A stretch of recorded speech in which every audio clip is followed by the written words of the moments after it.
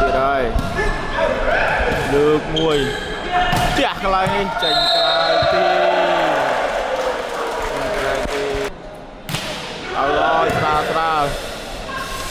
លើកនេះទូបាំងអូឆាប់ក្បាលអង្គក្បាលលោតខ្ពស់ពេកចូលក្បាលបាត់ហើយចូលថ្នាក់លើកនេះអត់ឆ្លងទេបាល់4ប៉ះស្វាលើកនេះ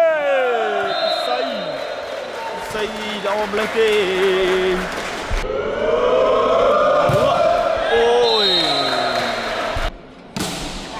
មកឲ្យស្រាលើកយឺមិនទៅណាឆ្ងាយអូអត់ដល់ណាទេមួយទៀតចុងដៃពិសីទៅមកល្មមហើយស្រាលលើកមកនេះទូបាំងចិត្តត្រាទូលបាំងធនណានទីមិញសិបបំមកឲ្យទាំងកាយដែរចូលឆ្លក់លីបារ៉ូ